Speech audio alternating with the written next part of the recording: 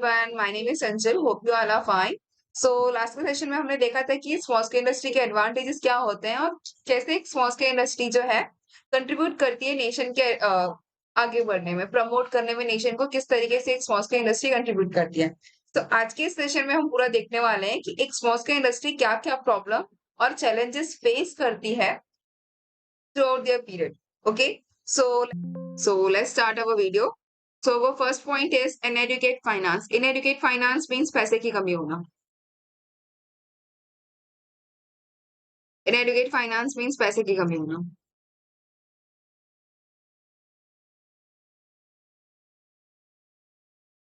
पैसे की कमी होना, ठीक है। तो स्मॉल स्केल इंडस्ट्री को ये क्यों प्रॉब्लम क्रिएट करता है, जैसे हमने देखा कि स्मॉल स्केल इंडस्ट्री जो है वो बहुत ही लिमिटेड कैपिटल में डील करता है और फाइनेंस जो है एक मेजर फैक्टर ऑफ प्रोडक्शन है जो कि सारे फैक्टर्स ऑफ प्रोडक्शन को कहीं ना कहीं हेल्प करता है। अब हमारे फैक्टर्स ऑफ प्रोडक्शन कौन से होते हैं? लेबर हो गया, रॉ मटेरियल हो गया, मशीन हो गया, ये सारे फैक्टर्स ऑफ प्रोडक्शन है और कहीं ना कहीं इनको रन करने में पैसा बहुत ही इंपॉर्टेंट रोल प्ले करता है। सो अगर हमारे पास पैसे की ही कमी होगी तो हम ये फैक्टर्स ऑफ प्रोडक्शन को अच्छे तरीके से पे नहीं कर पाएंगे, अफोर्ड नहीं कर पाएंगे। तो इससे होगा क्या, कहीं ना कहीं हमारा प्रोडक्शन एफिशिएंसी लूज होगा। जैसे कि मैं बोल दूं कि मैं एक इंडस्ट्री सेटअप की हूँ जिसमें मुझे क्या लगेगा, वर्किंग कैपिटल लगेगा, रॉ मटेरियल जिसे हम बोलते हैं, और क्या लग जाएगा, लेबर लग जाएगा, जिसे हम क्या देते हैं, वेजेस देते हैं। अगर मेरे पास पैसे ही नहीं होंगे तो मैं इनका भी कॉस्ट बेयर नहीं कर पाऊंगी, वेजेस टाइम पे नहीं दे पाऊंगी।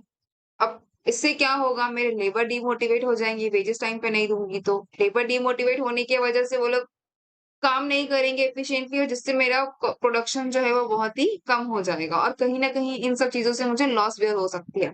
नेक्स्ट है मेरा वर्किंग कैपिटल कैसे मुझे इन्फ्लुएंस करेगा। अब होता क्या है कि डिमांड जो रहती है मार्केट की वो स्टेबल नहीं रहती कि आज अगर मुझे 2000 यूनिट डिमांड आ रही है तो इट्स नॉट नेसेसरी कि मुझे नेक्स्ट मंथ भी 2000 यूनिट्स ही डिमांड पड़ेगी। हो सकता है डिमांड बढ़ जाए, कभी-कभी सीजन वाइज डिमांड जो है वो बहुत ही फ्लक्चुएट होती है। सो वर्किंग कैपिटल हम फिक्स नहीं कर सकते कि हाँ हमें इतना ही वर्किंग कैपिटल लगने वाला है, तो ऐसे हम फिक्स नहीं कर सकते। तो ये फ्लक्चुएटिंग इन नेचर की वजह से होता क्या है कि हमें कभी-कभी पैसे की जरूरत जो है वो बहुत ज्यादा पड़ सकती है और स्मॉल स्केल इंडस्ट्री जो है वो बहुत ही लिमिटेड कैपिटल से डील करता है। तो इस वजह से होता क्या है कि वो कभी-कभी ये जो फ्लक्चुएशन है वो बेयर नहीं कर पाता और वो लॉस वहां पे बेयर करना चालू कर देता है। तो इसके लिए एक फाइनेंस जो है वो मेजर प्रॉब्लम हो गया है स्मॉल स्केल इंडस्ट्री के लिए, जो कि कहीं ना कहीं उसकी एफिशिएंसी को बहुत ही इम्पैक्ट कर रहा है। So let's study.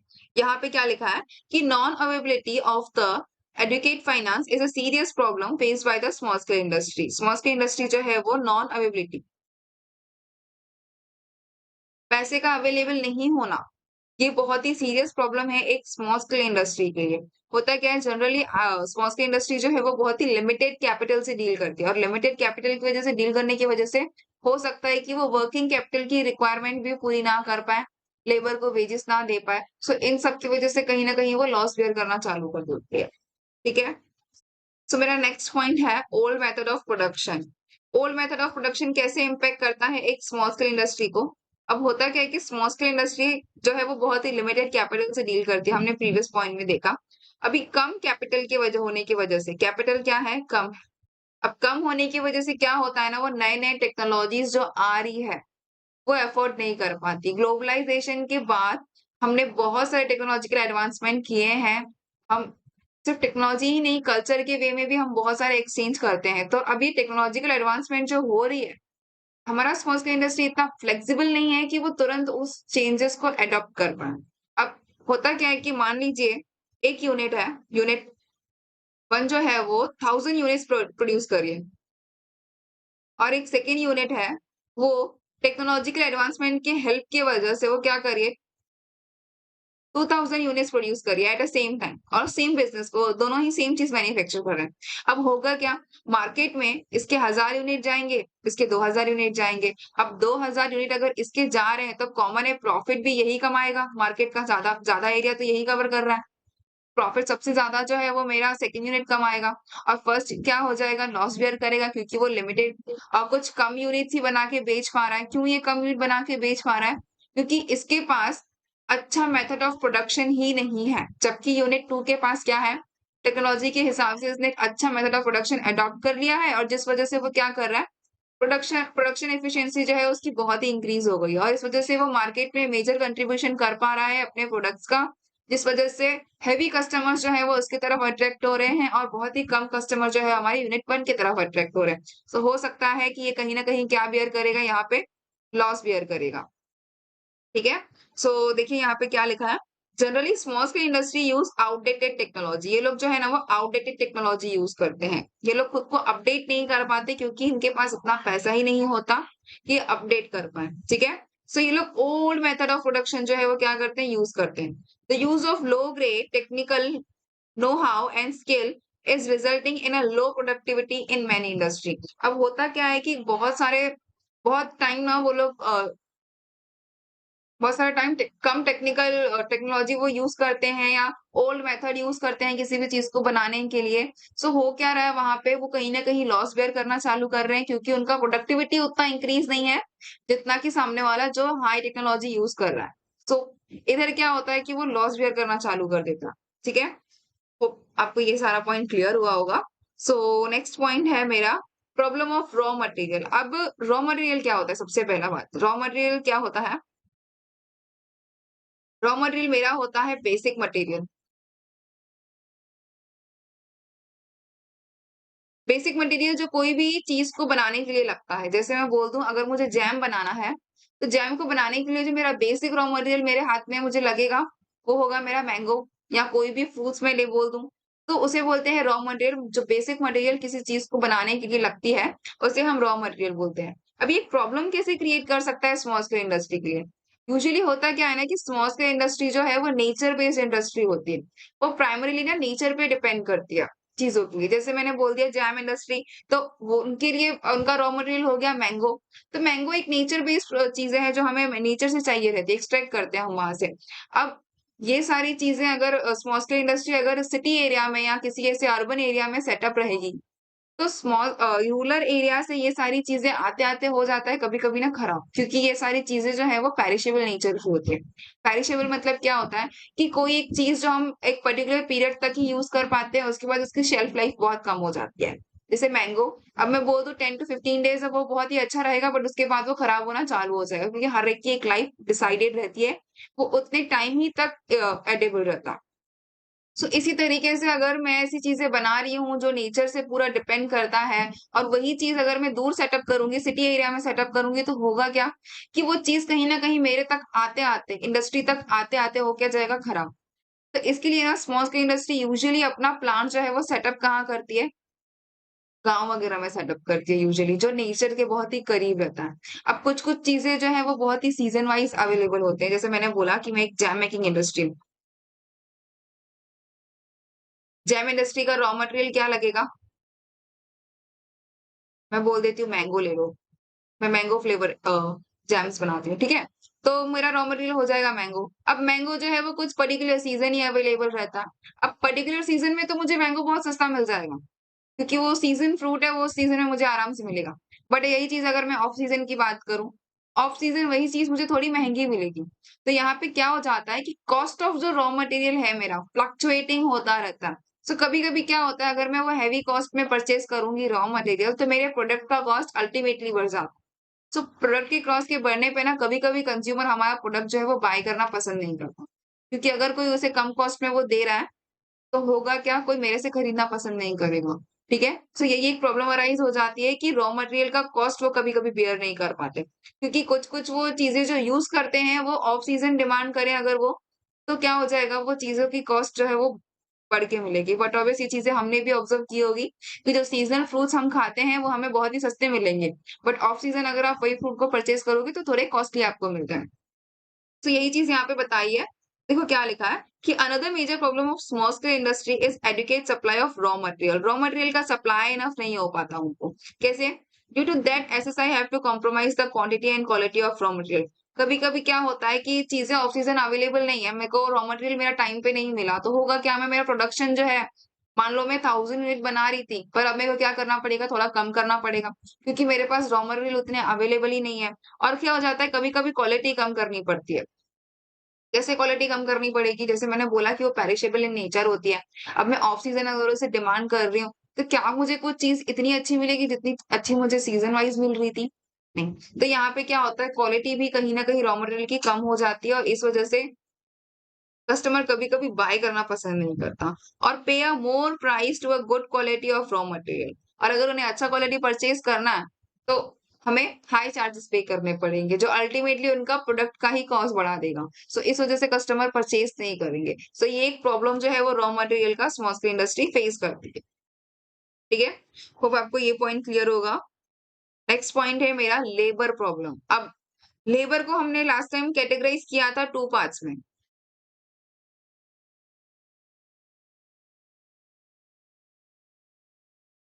लेबर हमने 2 पार्ट्स में कैटेगराइज़ किया था। एक होता है हमारा स्किल लेबर, एक होता है हमारा अनस्किल्ड लेबर। स्किल लेबर वो होते हैं जिनके पास एक पर्टिकुलर स्किल होती है, कोई चीज़ या कोई उनको आती है किस तरीके से वो प्रोसेस करना है और अनस्किल्ड लेबर वो लेबर होते हैं जिन्हें कुछ चीज़ें पता ही नहीं है, जो पूरे ही बोलते हैं ना ब्लैंक वैसे हैं कि उन्हें कुछ स्किल नहीं है, कोई भी काम करने का उन्हें तरीका या कुछ भी चीज़ उन्हें नहीं पता है कैसे किया जाता है। तो यूजुअली अगर मैं बोलूँ स्किल लेबर जो रहते हैं, वो ना अच्छे खासे से हाई कॉलर या ऐसे ऐसे जॉब्स में जाना पसंद करते हैं और जो अनएडुकेटेड जो पर्सन्स होते हैं, अनस्किल्ड पर्सन्स होते हैं, वो usually small scale industry prefer करते हैं काम करने के लिए। ये हमने एडवांटेजेस में भी इसका पॉइंट देखा था कि कैसे वो अनस्किल्ड लेबर को जॉब अपॉर्च्युनिटी प्रोवाइड करती है। तो ये कहीं न कहीं उन्हीं से ही लिंक है कि एक अनस्किल्ड लेबर जो है, क्या होता है कि वो जब किसी ऑर्गेनाइज़ेशन में या किसी इंडस्ट्री में जाता है, तो हर इंडस्ट्री का ना एक अपना-अपना प्रोसेस होता है कोई चीज़ को बनाने का। अब एक अनस्किल्ड लेबर को जिसे कुछ पता ही नहीं है किस तरीके से सामान बनाना है, तो वहाँ पे क्या मिलता है उसे ट्रेनिंग मिलता है कि पर्टिकुलर प्रोडक्ट को किस तरीके से बनाना है। अब होता क्या है कि लेबर और लेबर वर्क क्या करते हैं कि कोई पर्टिकुलर स्किल वो एक्वायर कर लेते हैं कि उस चीज़ को कैसे बनाना है और थोड़े समय के अंदर-अंदर ना वो उस ऑर्गेनाइज़ेशन या उस इंडस्ट्री को छोड़ देते हैं और कहीं और जगह जाते हैं जहाँ उन्हें अच्छा पे मिलेगा। तो ये ना एक प्रॉब्लम हो जाता है स्मॉल स्केल इंडस्ट्री के लिए क्योंकि उन्हें ना वहाँ पे ट्रेनिंग देना पड़ता है उन्हें। ट्रेनिंग कॉस्ट उनका बढ़ जाता है। क्योंकि हर दिन अगर मेरे पास लेबर आ रहे हैं और उन्हें मैं ट्रेन कर रही हूँ और विदिन अ 2-3 मंथ अगर वो निकल जा रहे हैं मेरे यहाँ से और मेरे पास एक नया लेबर आ रहा है, तो ये मेरे लिए एक बहुत ही हेक्टिक चीज़ हो जाएगा क्योंकि ट्रेनिंग कॉस्ट मेरा बढ़ जाएगा। ठीक है? सो ये एक प्रॉब्लम रहता है और एक सेकंड प्रॉब्लम लेबर का क्या रहता है? स्ट्राइक्स। स्ट्राइक्स लेबर क्यों करते हैं? जब उनको उनकी डिमांड्स जो है वो सैटिस्फाइड नहीं रहती। अगर एसएसआई जो है जैसे हमने फर्स्ट पॉइंट हमारा यही था कि हमारे पास लिमिटेड फाइनेंस होता है। लिमिटेड फाइनेंस होने की वजह से होता क्या है कि हम ना उन्हें वेजेस वगैरह वो सही तरीके से दे नहीं पाते।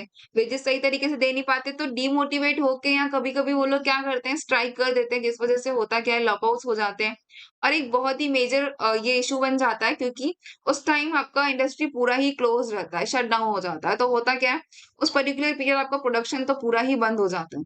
तो इस वज़ह से क्या होता है, आपका प्रोडक्शन कम हो जाता है, तो आपका मार्केट में कंट्रीब्यूशन कम हो जाएगा। तो ये कहीं न कहीं आपके लिए प्रॉब्लम क्रिएट करता है। सो देखिए यहाँ पे क्या लिखा है कि most of the small scale industry required the unskilled labour. Unskilled labour और सेमी स्किल्ड मतलब जिनमें थोड़ी बहुत कलाएँ हैं, वो पूरे तरीके से ना ही स्किल्ड है और ना ही पूरे तरीके से अनस्किल्ड है। सो वो हो जाते हैं हमारे सेमी स्किल्ड लेबर और वर्कर, वो डेली वेजेस पे काम करना पसंद करते हैं। They create the problem of low labour productivity. अब होता क्या है कि वो लो लेबर प्रोडक्टिविटी का प्रॉब्लम क्रिएट करते हैं क्योंकि स्किल्ड अनस्किल्ड है वो, उन्हें तो इतना आता ही नहीं बनाना। वो स्टार्टिंग पीरियड में कुछ चीज़ें सीख रहे हैं, तो सीखने के दौरान वो इतना ज़्यादा मैन्युफैक्चरिंग तो करेंगे नहीं, तो इस वज़ह से उनका प्रोडक्टिविटी कम होता है। और ये डेली वेजेस पे काम करते हैं, तो इनका एब्सेंटिज़्म बहुत ही ज़्यादा होता है। एब्सेंटिज़्म रहता है, वो लोग अपने काम से छुट्टियाँ बहुत ज़्यादा लेते हैं। जॉब कमिटमेंट बहुत कम रहता है, जैसे मैंने बोला कि वो एक पर्टिकुलर स्किल एक्वायर कर लेंगे और आपका ऑर्गनाइज़ेशन जो है वो छोड़ देंगे, तो ये एक प्रॉब्लम हो जाता है। Due to low financial limitation which turn the security make the employment in small scale industry unattractive. वो अब होता क्या है कि एक स्मॉल स्केल इंडस्ट्री इतना अफोर्ड तो कर नहीं पाती, स्मॉल स्केल लेबर को इतना अच्छा खासा वेजेस देने के लिए, तो कहीं न कहीं वो उन्हें सिक्योरिटी प्रॉब्लम इनसिक्योर करता है क्योंकि उनका फ्यूचर कहीं न कहीं स्टेबल नहीं है। अब हर कोई सोचेगा कि यार मुझे इतने कम वेजेस में मैं यहाँ पे काम कर रहा हूँ, क्यों ना मैं कहीं आगे जाके एक अच्छा जॉब अपॉर्च्युनिटी देखूँ जहाँ पे मुझे अच्छा खासा पे मिल रहा हो। तो इस वजह से क्या होता है कि रिटेंशन रेशियो जो रहता है स्मॉल स्केल इंडस्ट्री का वो बहुत ही कम हो जाता है उस चक्कर में, ठीक है? सो जो टैलेंटेड वर्कफोर्स होते हैं वो इनकी तरफ बहुत ही कम अट्रैक्टेड रहते हैं क्योंकि ये और वेजेस वगैरह जो है वो उतना सैलरी वगैरह जो है वो उतना अफोर्ड नहीं कर पाता वो लोग, ठीक है? सो इस वजह से ये एक प्रॉब्लम क्रिएट करता है। नेक्स्ट पॉइंट है हमारा प्रॉब्लम ऑफ ट्रांसपोर्ट। ट्रांसपोर्ट कैसे प्रॉब्लम क्रिएट करता है? अब सबसे पहला बात ट्रांसपोर्ट क्या हेल्प करता है? ट्रांसपोर्ट जो है वो क्या करता है? एक जगह से दूसरी जगह सामान को लेके जाने में हेल्प करता है। बट अब ये स्मॉल स्केल इंडस्ट्री जो यूनिट बना रही है वो रखेगी तो नहीं अपने पास। मार्केट में उसे पहुंचाना है। अब मार्केट में पहुंचाने के लिए हेल्प कौन करेगा? हमारा ट्रांसपोर्टेशन।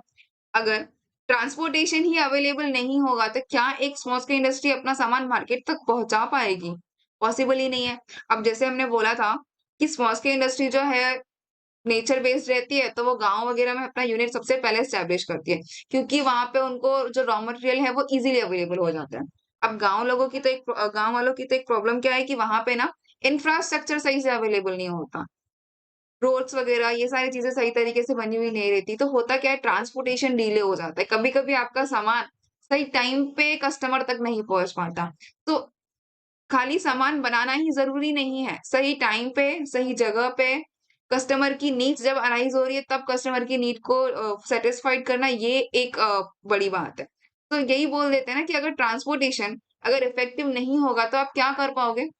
कस्टमर का जो नीड है वो राइट टाइम पे आप सैटिस्फाइड नहीं कर पाओगे। तो इससे क्या होगा, कस्टमर आपकी तरफ अट्रैक्ट नहीं होगा, क्योंकि उनको जब जो सामान की ज़रूरत थी तब आपने वो सामान उन्हें प्रोवाइड ही नहीं किया। तो ट्रांसपोर्टेशन एक प्रॉब्लम क्रिएट हो सकता है, क्योंकि ये टाइम, प्लेस, यूटिलिटी दोनों क्रिएट करता है, क्योंकि राइट टाइम पे, राइट प्लेस पे आपका सामान जो है वो कस्टमर तक पहुँचाने में हेल्प करता है। तो ट्रांसपोर्टेशन एक बहुत ही मेजर रोल प्ले करता है। पूरे कॉमर्स में मैं बोल दूँ बहुत ही मेजर रोल प्ले करता है। सो एक ट्रांसपोर्टेशन अगर सही तरीके से नहीं होगा तो वो स्मॉल स्केल इंडस्ट्री के लिए एक प्रॉब्लम क्रिएट कर सकता है। देखो कैसे? देखो यहाँ पे क्या लिखा है कि it is necessary for small scale industry to spend in a transportation of the raw material. Transportation raw material के टाइम पे भी बहुत ही इंपॉर्टेंट है, क्योंकि रॉ मटेरियल अगर सही टाइम पे इंडस्ट्रियल यूनिट तक नहीं पहुंचेगा तो वो प्रोडक्शन नहीं कर पाएंगे। और अगर थोड़ी देरी हो गई तो होगा क्या, आपका जो रॉ मटेरियल है वो कहीं ना कहीं खराब हो जाएगा, तो आप उसे फर्दर यूज नहीं कर पाओगे, वहां पे लॉस हो जाएगा। और ये फिनिश गुड्स में जब आपका सामान बन के तैयार हो जाता है तो मार्केट तक उसे पहुंचाने में भी कौन हेल्प करता है? हमारा ट्रांसपोर्टेशन। क्या लिखा है? Due to lack of transportation facility it is difficult to transfer raw material from market to factory. Market से रॉ मटेरियल को फैक्ट्री तक लाने में बहुत ही प्रॉब्लम हो जाएगा, और फैक्ट्री से फिनिश गुड्स को मार्केट तक और कंज्यूमर तक पहुंचाने में बहुत ही प्रॉब्लम हो जाएगा। तो इस वजह से ये जो हमारा टाइम लैप्स होगा, ये क्या करेगा, कहीं ना कहीं एक प्रॉब्लम क्रिएट करेगा, क्योंकि ये बहुत ही ज्यादा टाइम वेस्ट कर रहा है अपना ट्रांसपोर्टेशन। और टाइम एक मेजर रोल प्ले करता है, क्योंकि राइट टाइम पे आप राइट कस्टमर की नीड अगर पूरी नहीं कर पाओगे तो आपका प्रोडक्शन का मतलब इतना नहीं रह जाएगा, ठीक है? सो ये एक प्रॉब्लम होता है ट्रांसपोर्टेशन का, क्योंकि उन्हें ट्रांसपोर्टेशन फैसिलिटी सही से नहीं मिलती। नेक्स्ट है सिकनेस। सिकनेस मतलब क्या होता है? सिकनेस मतलब होता है कि बीमार होना। जैसे कि हमने देखा कि अगर हम बीमार होते हैं, तो हम अपना काम ना सही तरीके से कर नहीं पाते। मतलब हमारा डेली लाइफ रूटीन जो रहता है, हम सही तरीके से परफॉर्म नहीं कर पाते, क्योंकि हम बीमार रहते हैं। ठीक है? उसी तरीके से जब एक कंपनी सिक होती है, जब एक स्मॉल स्केल इंडस्ट्री सिक होती है, तो वो भी क्या करती है? सही तरीके से अपना काम नहीं कर पाएगी। अब कंपनी बीमार कैसे पड़ती है? सबसे बड़ी बात, कंपनी बीमार कैसे पड़ती है? कंपनी के बिना 2 यहाँ पे इंडस्ट्री को बाँटा गया है, एक इंटरनल, एक होता है हमारा एक्सटर्नल। इंटरनल मतलब कंपनी जो बीमार पड़ी है वो अपने अंदर के प्रॉब्लम की वजह से पड़ी है। मतलब जो प्रॉब्लम अराइज हुई है वो विद इन एन ऑर्गेनाइजेशन हुई है या विद इन एन इंडस्ट्री हुई है। विद इन एन इंडस्ट्री कैसे प्रॉब्लम अराइज हो गई? जैसे मैं बोलती हूँ कि मैनेजर ने ना डिसीजन लेने में मिस्टेक कर दी। अब किसी प्रोजेक्ट को रिगार्डिंग उसे डिसीजन लेना था, अब मैनेजर ने क्या किया, डिसीजन लेने में थोड़ी गलती कर दी। अब इस वजह से होगा क्या, बहुत ही ज्यादा लॉस बेयर होगा। और मैनेजर जो है वो इंटरनल पार्ट है किसी भी यूनिट का, ऑर्गेनाइजेशन का, या मैं बोल दूं इंडस्ट्री का मैनेजर जो है वो इंटरनल पार्ट कहलाएगा। अब अगर मैनेजर ने डिसीजन ही प्रॉपर वे में नहीं लिया है तो इससे क्या होगा, वो सही तरीके से परफॉर्म नहीं कर पाएगी, हैवी लॉस होने के चांसेस हो सकते हैं उनको। तो यहाँ पे वो एफिशिएंट नहीं रहेगी काम करने के लिए। क्या हो सकता है? लेबर। लेबर कैसे, लेबर भी एक इंटरनल पार्ट है, बट वो कैसे प्रॉब्लम क्रिएट कर सकता है? लेबर को अगर वेजेस वगैरह टाइम पे नहीं मिले तो वो स्ट्राइक, लॉकआउट्स कर सकते हैं, ये एक प्रॉब्लम हो गया।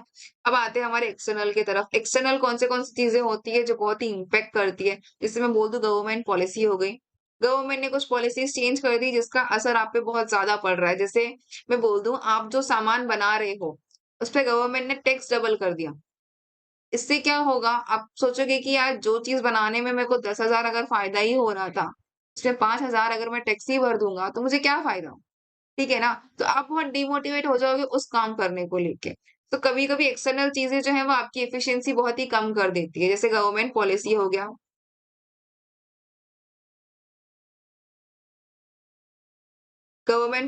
गया, और क्या हो गया? Interest rate. बैंक ने इंटरेस्ट रेट ही बढ़ा दिया।